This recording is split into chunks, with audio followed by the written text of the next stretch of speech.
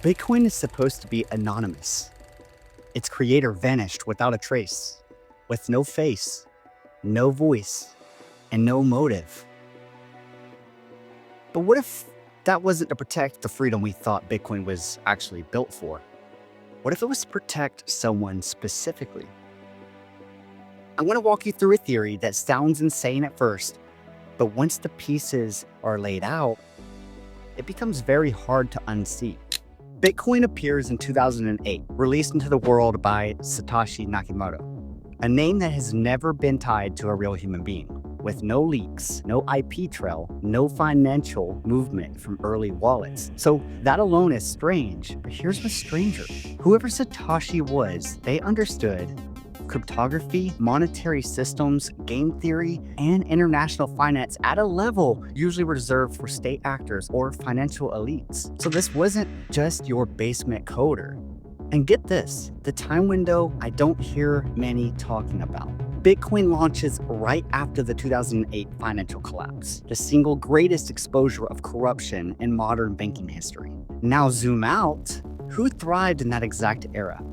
It's people that exploited financial opacity and moved money internationally, that used shell entities, and that stayed invisible. And one name that repeatedly tied to global financial secrecy is Jeffrey Epstein. I mean, in the 2-hour interview, he states that he is a hermit. They're both just two sides of the coin. That's how I think about it. That my life today is incredible. Do you consider yourself a stoic? No, I consider myself a hermit. Stoics are not very happy. Someone hides in the shadows. But here's the undeniable fact. Epstein had unexplained wealth, elite banking connections, and access to financial systems most people have never even heard of. That doesn't prove anything, but it does establish Epstein's capabilities. Now, the money movement problem. Epstein's biggest mystery was never really who he knew. It was how the money was moved. Journalists and investigators repeatedly hit the same wall, with shell companies, offshore trusts, layered transactions, and missing origin points. Now here's where it gets really uncomfortable. Bitcoin solves that exact problem. Not crime or drugs, opacity.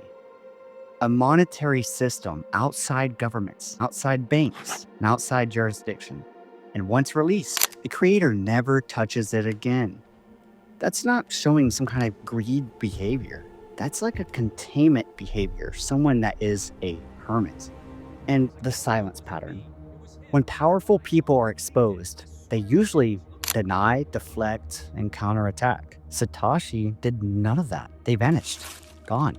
Now compare that to Epstein's final years, investigations closing in, right? You got public scrutiny increasing and networks are unraveling.